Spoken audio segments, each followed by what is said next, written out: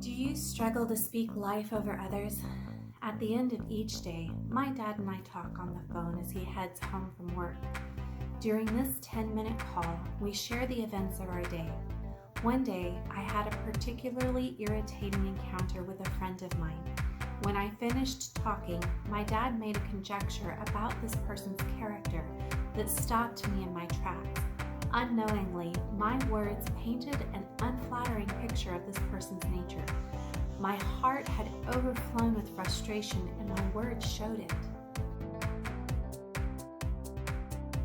Our words are a good indication of what is in our hearts. Jesus once addressed a crowd, challenging a Jewish law by saying, "Listen and understand. What goes into someone's mouth does not defile them, but what comes out of their mouth, that is what defiles them." Hearing that the Pharisees were offended by Jesus' words, Jesus' disciples approached him and made him aware of his offense. Jesus replied with a parable, so Peter asked him to explain it to them. I can only imagine that Jesus was feeling a bit frustrated as he responds, "Don't you see that whatever enters the mouth goes into the stomach and then out the body? But the things that come out of a person's mouth come from the heart, and these defile them, for out of the heart comes evil thought." Matthew 15:10-18.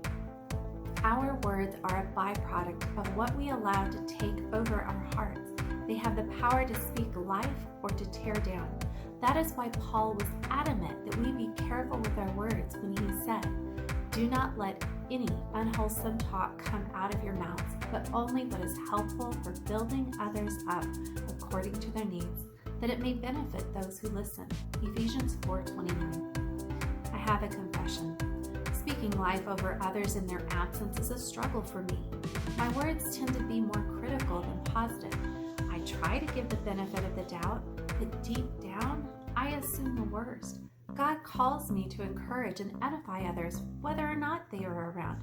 So how do I do this?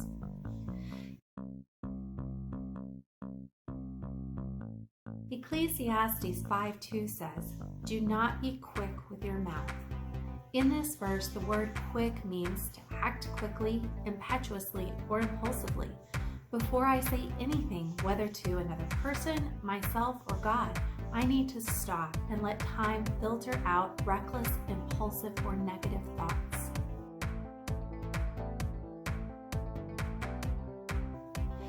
When we look at Jesus' triumphal entry through Mark's eyes, we see Jesus take notice of the condition of the temple courts while he was in Jerusalem. But since it was late, he and his disciples headed to Bethany, not far from Jerusalem. The next day, we find Jesus clearing the temple courts. Mark 11:11-19. So what was Jesus doing between when he noticed the condition of the temple courts and when he cleared the temple courts? The Bible does not have much to say about this, but if we look at Jesus' character and his past behavior, we can conclude that Jesus spent the night praying, seeking wisdom from his Father. If I am to follow his example, I would be wise to share my frustrations with God first, then ask him to reveal the truth of the situation before going to anyone else.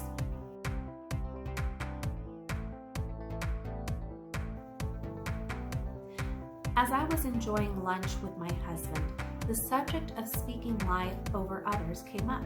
So I asked him how someone might transition from speaking negatively over others to speaking life over them.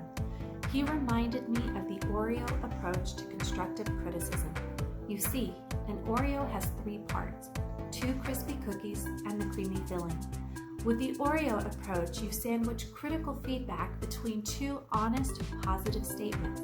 He suggested that applying this technique, even in the absence of a confrontation, has helped him shift his focus from negative to positive.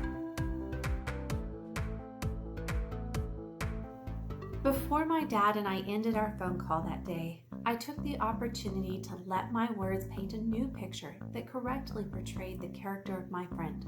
I asked God to forgive me for not representing my friend well, and asked him to teach me to speak life over others. We all get frustrated by others' actions. May we be careful not to allow that frustration to cause us to sin by tearing others down.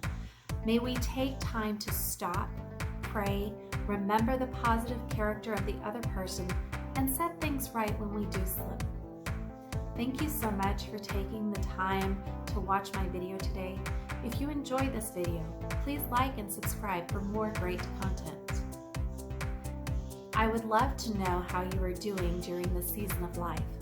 Please comment below with an emoji that best represents how you feel. If the storms of life are threatening to contaminate your thoughts and emotions, you might be interested in reading my article, Resist Contamination, where I share how Peter presents a 7-step process to help us resist allowing our storms to contaminate our thoughts and